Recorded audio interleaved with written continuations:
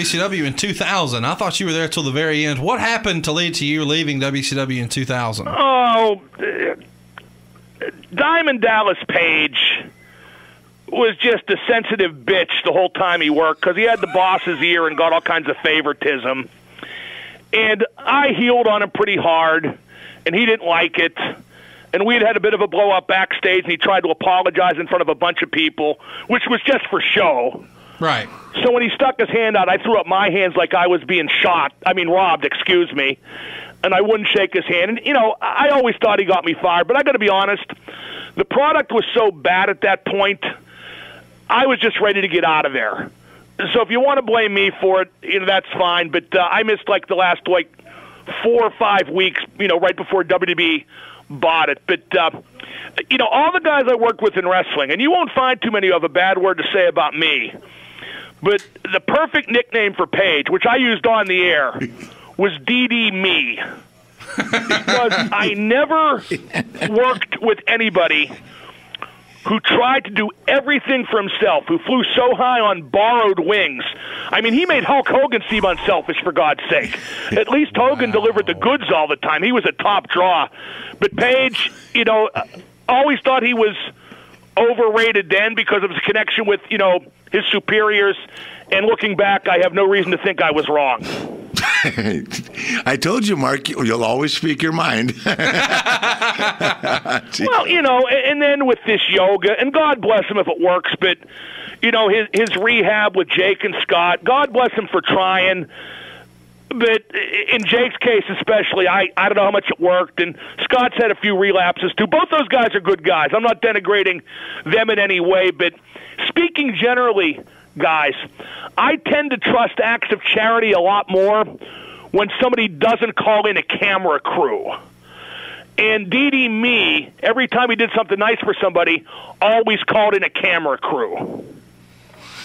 Okay. Yeah, I never thought of it like that. I know I actually had some time with him in Tampa after Dusty's funeral, and I really he just got married. I really like his wife. Brenda, she's a great lady. Yeah, very, very nice. So, we've kind of patched. We've certainly had words, but to each their own. And I haven't talked to the guy in years, but let me tell you a story that'll reflect how he has no self-awareness. When he put out DDP Yoga in its infancy, 10, 12 years ago. I'm currently working for iHeartMedia. At the time, I was working for ESPN Radio. And he called me up and got my producer and said, hey, I want to come on Mark's show to talk about DDP Yoga. I'm an old friend of his. And my producer, comes into my studio and goes, hey, a guy named Diamond Dallas Page wants to come on the show to talk about some yoga thing he's doing. He says he's your old friend. And I go, old friend? He got me fired. Tell him to F off. And so a couple nights later, he was talking to another mutual acquaintance, Kevin Nash. And he was saying how I refused to have him on the show, and I wonder why. And Kevin Nash goes, Paige, you got him fired. And Paige goes, you think he's still mad about that? Oh, my gosh. Wow. God, well, it was a strange time, man. I wish I'd stayed fired. Rick, I want to circle back to something you said a minute ago. You kind of alluded to the fact that you and Paige had a falling out. I didn't know that you guys ever were cross at all. No, I wrote my book. I can't remember. Actually, Mark edited my book, and Mark's the one that made my book legible. I mean, or what do you say, readable, legible, whatever.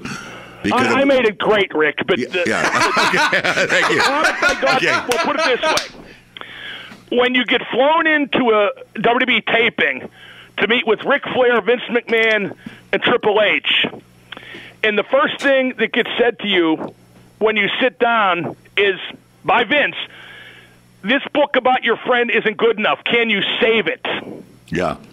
And I like to think I did. You did. We put in a lot more new material. It was a great book. Got stuff from guys like Steve Austin and Bill Goldberg. I conducted what, Rick? Probably in 2 or 3 WWE TV tapings. I probably conducted 8 or 9 interviews with people who weren't even in the book, but should have been quoted from the get-go. And if I do say so, it did turn out good. And the guy who started the process, Keith Greenberg, he put a lot of facts together, and the framework of the book was adequate.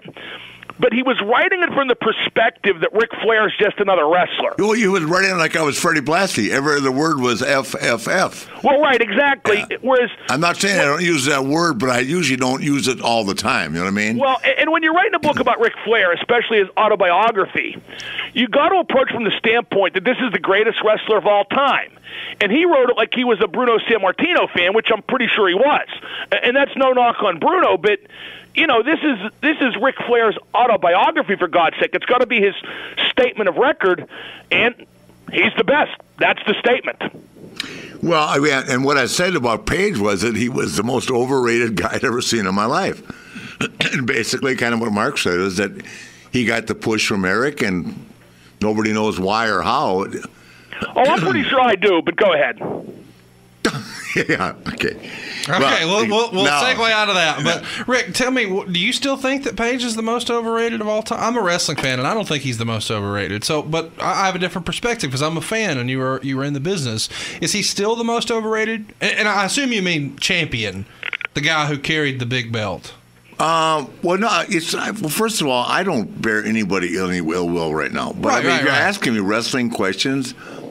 And I had a great time with him the other day. So I'm. No, not the person. No, let me finish. But I know sometimes that that's not the real guy I'm seeing. Does that make sense? Yeah. Well, here's the thing about Page, Conrad. He did some really good stuff. His feud with Randy Savage was tremendous. Awesome. He got benefit of his relationship with Eric.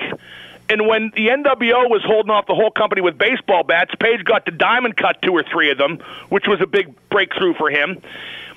Page was a competent upper mid-card wrestler, but favoritism and cronyisms would put him over the top.